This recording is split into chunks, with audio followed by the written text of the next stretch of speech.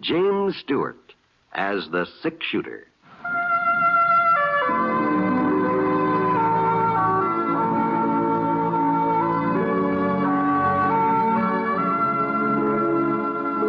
The man in the saddle is angular and long-legged.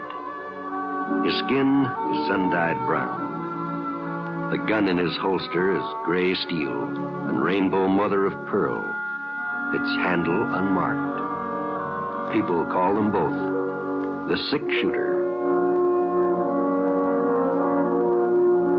The NBC Radio Network presents James Stewart as the six-shooter, a transcribed series of radio dramas based on the life of Britt Ponset, the Texas plainsman who wandered through the Western Territories, leaving behind a trail of still-remembered legends.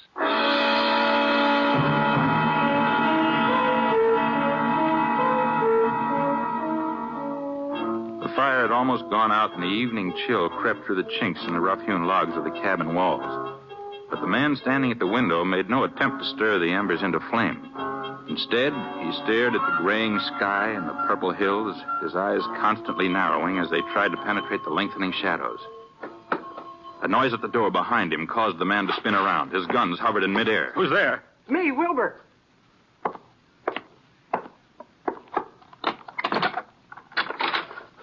They're coming, Floyd. I've seen them from the top of the ridge. How many? Oh, 15, maybe more. It's pretty dark, but 15 anyway. Huh. That ought to be enough. Yeah? Why'd you come back, Wilbur? How come you didn't run off like the others? Oh, I couldn't leave you here alone, Floyd. We've been together too long. I ain't giving up. No matter how many there are, I ain't giving up. Sure. That's what I figured. You figured I'd fight it out and you come back anyhow? Oh, back, ain't it? Yeah. Here. Load 'em for me.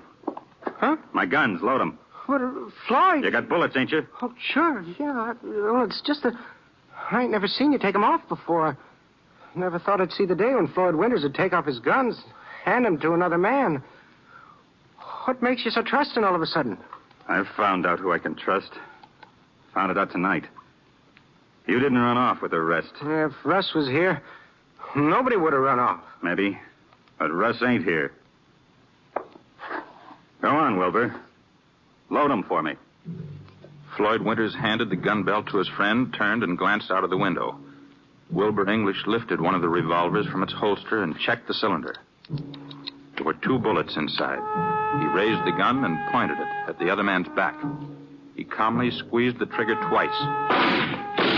The man at the window fell forward, shattering the glass.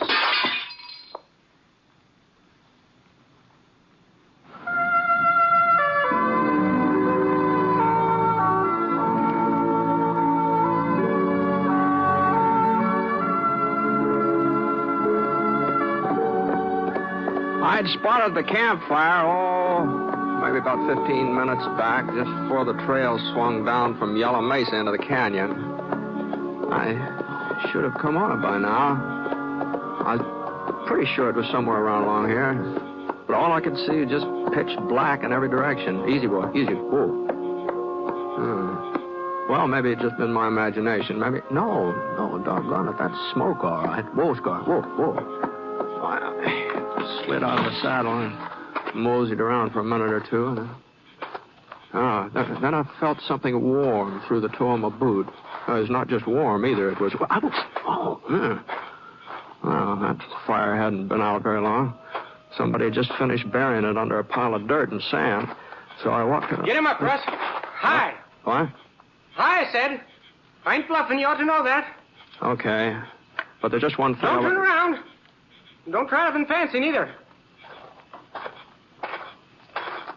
You alone? Yeah, I'm alone. That wasn't very smart, Russ. Now, look, mister, I don't happen to be Russ, whoever he is. You think I don't recognize you? You think I don't know you've been after me ever since it happened? Now, all I'm saying... I felt you. Out there in the dark, I felt you coming closer and closer. And so I built this here fire and waited, and then I put it out just before you got here. Figured you'd get curious and stop. I figured I'd have the draw on you. No, just listen to me, I ain't afraid to kill you, Russ. I ain't afraid to kill anybody now. You should have realized that. You should have realized that anybody else would be easy.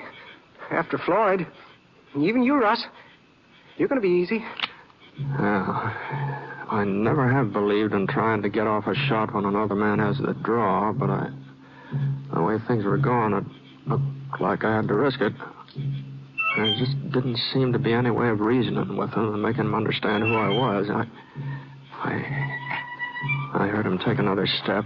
I went down on one knee and twisted around, grabbed my gun. Its shot just skimmed across the part in my hair. Thought it looked like I'd managed to do a little better than that. I heard his gun skid out of his hand, and he went over backwards. He didn't fall, though. He just sat down with a thud.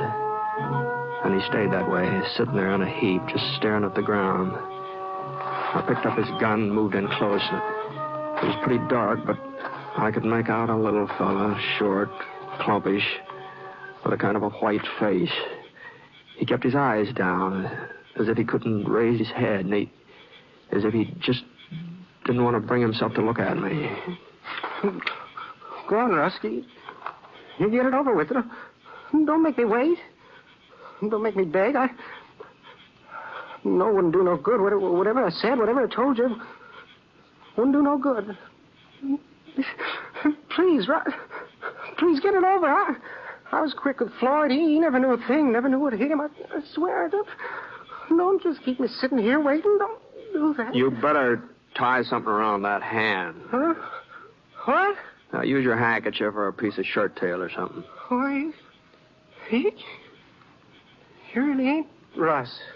I tried to tell you that before. Oh, but I thought from where you were standing, where you looked just... Oh, I don't know. I was certain...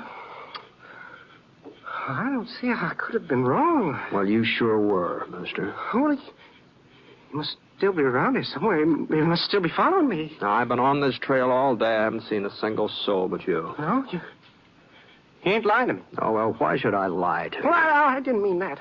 No, don't pay no attention to me. I'm kind of upset. Yeah. Well, go on. Do something about that hand. Oh, sure. It ain't hurt bad. The bullet just went through the fatty part. Mm-hmm. Well, the next time you try to shoot somebody, you might find out who it is. Oh, I'm awful sorry. Be more careful. Yeah. My name's Jones. Warren Jones. Is that so? Yeah. What's yours, mister? Ponset. Britt Ponset. The six-shooter? Yeah, some folks say that. My name's Ponset. Oh, no wonder you were so handy with a gun. Well, I sure am glad to meet you, Mr. Ponset. The Jones, you said? Yeah, that's right. Not English? Not Wilbur English? What are you talking about? Well, I thought maybe you made another mistake tonight. Another one? Well, you were wrong about who I was. You sure you're not wrong about who you are, too? Well, I guess it don't do me no good to lie to you. Yeah, you're right. My name is English. Mm-hmm. We ain't met up before. No, but I've heard about you. Oh? Yeah. And about how you killed Floyd Winters a couple of weeks ago. I heard about that. Oh. Well, news sure does travel, don't it? Some news does, yeah. I reckon it does. You didn't know I was in these here parts, did you? You hadn't heard I was heading this way. What? Well, you seemed so certain about who I was, I thought maybe you were expecting to run into me. No, you weren't very hard to figure out, English. The way you thought I was somebody else and named Russ, and the way you kept harping about Floyd. Oh, well, now, here, listen, Mr. Ponset, you won't tell anybody that we met up. You won't tell them where I am. Know that? You know he's looking for me, don't you? You know he swore he'll kill me. You mean Russ Winters? Well, sure, that's what I mean. And nobody's even trying to stop him. I thought folks would all be on my side now. I thought they'd be grateful for what I'd done. Been trying to catch Floyd for years. I saved them the trouble. That's true. That's true enough. Well, they act like killing him was wrong. They act like he was some kind of a hero. Well, Floyd Winters wasn't any kind of a hero. I sure go along with that. Well, then why's everybody against me? Why don't they capture us? I expect they will before long. Well, when? After he's murdered me? Don't they realize that he's just as bad as Floyd ever was? They were two of a kind. Well, you ought to know, English. You were part of their gang, weren't you? I never denied that. Yeah, but I wasn't mean like Floyd and Russ. Oh, Yes, I did my share of harm. I rode with them on plenty of holdups, but I never killed nobody. All the time I was with the Winters brothers, I never killed nobody. Except Floyd. You killed him. Well, that was different. He was an outlaw, wasn't he? Had it coming to him. Besides, if I hadn't shot him, there'd have been more killing. Well, to see that posse that was coming, some of them, I was saving their lives. And earning yourself a reward and a pardon at the same time, I wasn't thinking of that. I wasn't thinking of myself. You weren't, huh? No, sir. Oh, what good did it do me anyhow? Russ is hunting me down, and folks say that he's right. They say that I'm a coward, that I shouldn't have shot Floyd in the back. Oh, it's easy enough to talk brave. They didn't know him, but I did. I had to shoot him in the back. There wasn't any other way. Mm-hmm. It was kind of a convenient killing, too, wasn't it? With the posse outside ready to take you both. You're just like all the others, aren't you, Ponset? You make a big thing out of law and order, but it's got to be done just so. It don't matter how many men Floyd Winters murdered in cold blood. Oh, just because he was shot in the back, you feel sorry for him. You hold it against me. Now, look here. I don't feel sorry for Winters or anything that happened to him. Well, then you're the only one who... And I'm not going to spend half the night arguing about it either. Now, here's your gun. Now, why don't you just be a little more careful with it from now on, huh? So long. You're just going to leave me here, huh? What are you talking about? You said your hand wasn't hurt bad. You got a horse, haven't you? Oh, sure. I got a horse. He's over there in those trees, but... But what? Well, I told you that Russ is after me. If he catches me alone, he'll kill me for sure. Well, you don't even know he's in the neighborhood. Well, you don't know that he is, and why can't I ride along with you, Ponset? You're heading towards Single Pine, ain't you? Yeah. Well, Russ wouldn't try nothing if you were with me. No. But maybe you want him to kill me. Maybe you think that it's what I deserve. Now, hold on. Hold on now. Even if folks don't exactly approve of what you did to Floyd, the way you did it, I mean, well, nobody feels that Russ has got any right to revenge. And it's okay for me to ride along with you? Just as far as Single Pine. What do you figure to do there? Well, I got to meet up with Sheriff Preston. He's leaving for Cheyenne tomorrow, delivering a prisoner. Promised to take me along with him. Oh. That's where my pardon's waiting in Cheyenne. And the reward money. I see. I'm entitled to it, ain't I? Yeah. Yeah, I guess you've earned it, all right. Sheriff Preston gave me his word. He said he'll see to it that I get to Cheyenne okay. Mm-hmm. Well, Mike Preston's a good man. Haven't got anything to worry about that. Oh, yeah, but I got to make it to Single Pine first, Ponset. I got to make it that far on my own. Mm-hmm. Well, what'd he say? All right, English. Get your horse.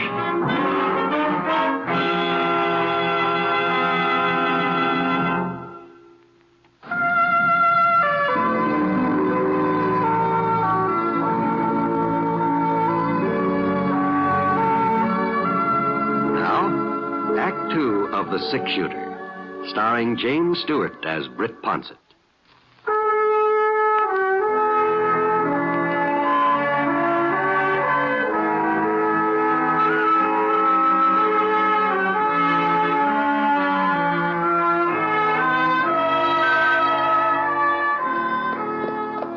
Well, we rode on through most of the night, Wilbur, English, and me. Along about 11 o'clock, we stopped to rest, but Wilbur was so doggone nervous and skittery, I just couldn't get any sleep, so we started off again. Must have been about noon when we finally hit Single Pine.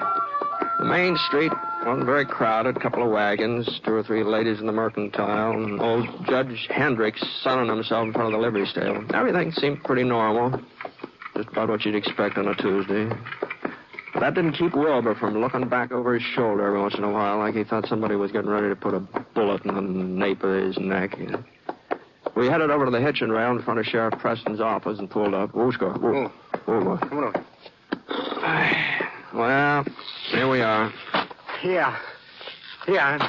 Thank you, Ponset. Now, nothing to thank me for. I didn't do anything. Well, you never know what might have happened if you had... What's the matter, anything? That fellow standing there in the shade beside that store. What about him? Well, I can't make him out. Not real clear, but he does sort of look like Russ. It does, huh? He looks a whole lot more like Ben Fletcher. That happens to be his hardware store he's leaning up against, too. Oh. Now, come on. Let's get inside.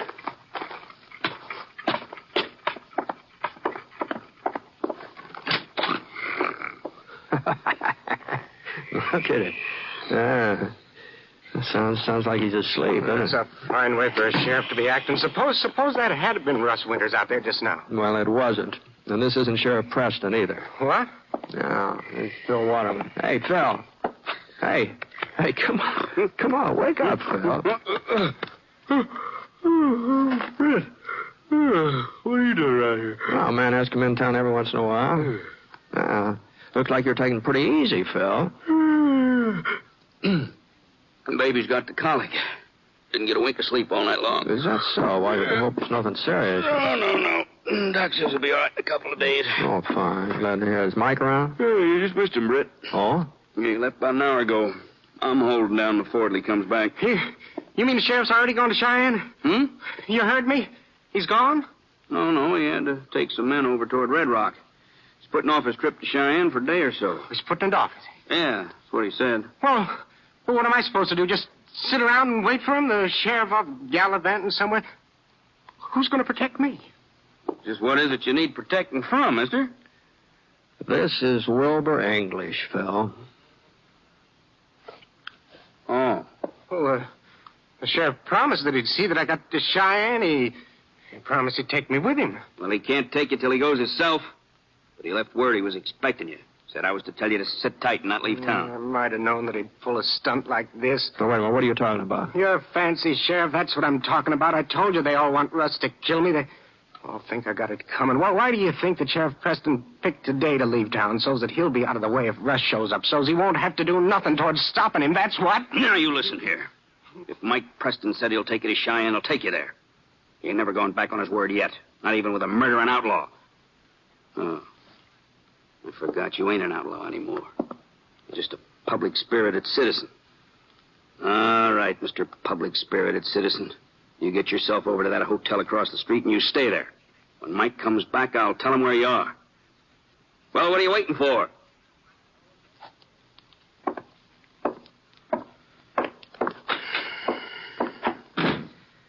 How in thunder did you happen to come into town with him? Oh, we met up accidentally last night. He seemed kind of anxious for company. Ah. Funny, ain't it? The way you feel about a man like that? Well, getting rid of Floyd Winters was a blessing. Ain't no doubt about it. And I guess we all owe English something for killing him. If he hadn't done it when he did, nobody knows how many other men would have been shot. Yeah, that's true. Yeah, but somehow, well, in spite of all that, it's pretty hard to like English very much, ain't it? Yeah, it seems like it's darn near impossible, doesn't it, Phil?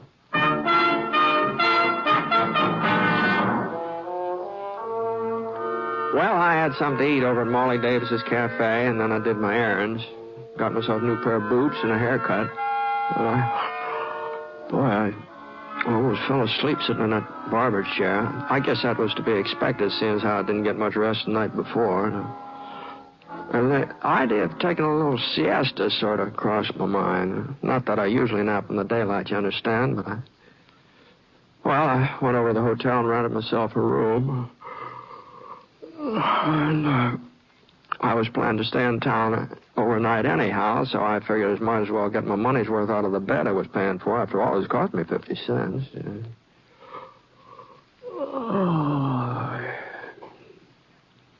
Must have been about 4:15 when I heard somebody pounding at the door. Yeah, who is it? It's me, Wilbur. Oh, all right. Come on in. He's here. He's in Single Pine. What are you talking about? Didn't you hear what I said? Russ Winters is here in Single Pine right now. He's here this afternoon. No, take it easy, English. You got to help me get away, Ponset. You got to. You imagine you saw him a couple of times before. Do you remember that? Well, maybe I did, but this ain't my imagination. Go on, read it. What's this? You don't have much longer to wait, Russ. Well? Where'd it come from, English? He shoved it under the door to my room. Did you see him? I didn't have to see him. Well, I'd say if Russ Winters was in town and knew where you were staying, he wouldn't waste any time sending you notes. It's just what he'd do, Ponset. He liked to torture me. He'd like nothing better. Maybe so. Sheriff back in? I don't know, and I'm not waiting around to find out. Oh? There's a train for Cheyenne at 4:30. I'm taking it.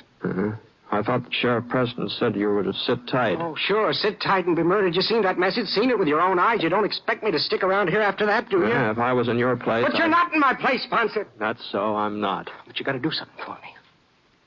Oh? Just see me to the station and make sure I get aboard that train, all right? It ain't much to ask, is it? Well, it depends on whether Russ Winter's really in town or not. But I tell you, he won't shoot if somebody's watching. He won't take a chance until he's sure killing me. I still think you're making a mistake. I think you ought to stick around until the sheriff comes back. Oh, I don't care what you think. Okay, English, go ahead. I'll keep an eye on you. Well, come on. What for? The depot's right across the street. I've got a front window here. I won't have any trouble watching you from here. Go on.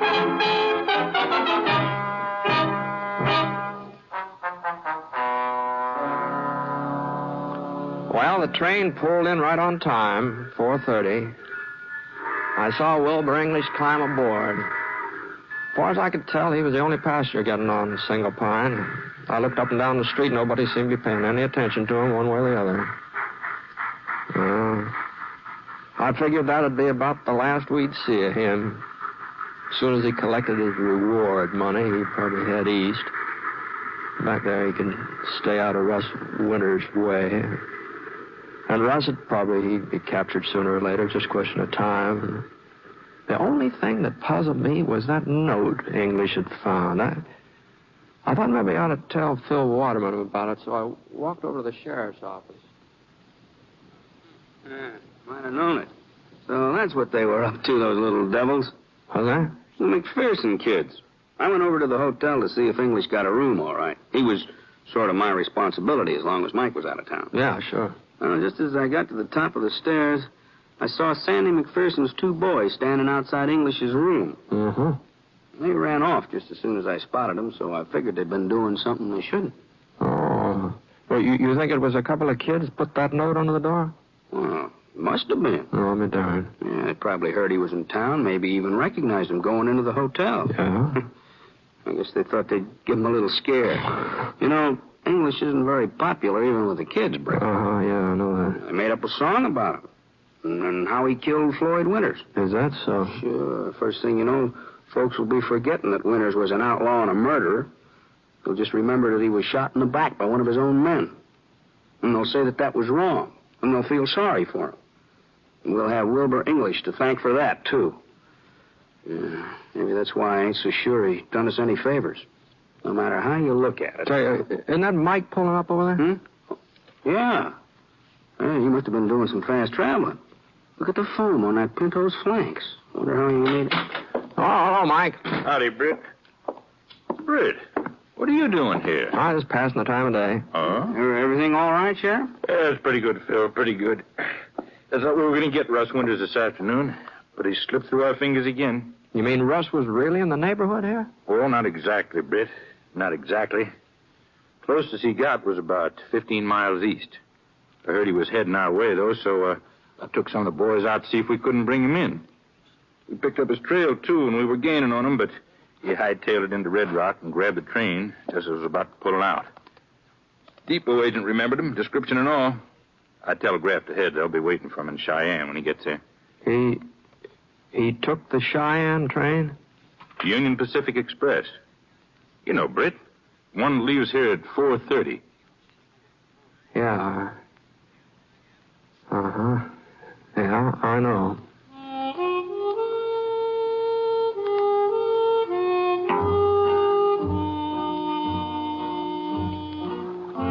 Well, they arrested Russ Winters in Cheyenne, all right. Didn't even try to get away. But Wilbur English, Wilbur never got there. The passenger said it happened just after Russ got aboard at Red Rock. Wilbur took one look at him and started running through the cars. And when he got to the back platform, well, he just didn't stop. And he fell 75, 80 feet right straight down the side of a ravine. He didn't have a chance. The funny thing was that the folks who saw it, they said that Russ Winters hadn't made a move toward him. Not a move.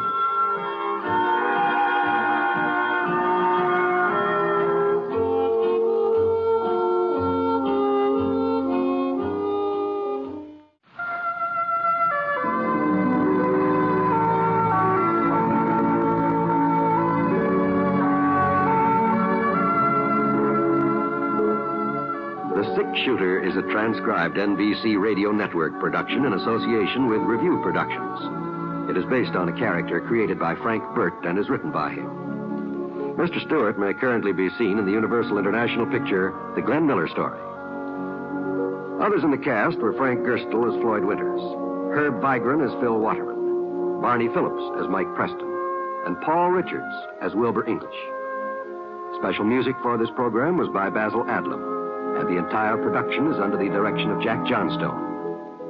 All characters and incidents were fictitious, and any resemblance to actual characters or incidents is purely coincidental. Oh, by the way, you'll be interested in knowing the six-shooter has been chosen for broadcast to our men overseas through the facilities of the Armed Forces Radio Services. This is John Wall speaking.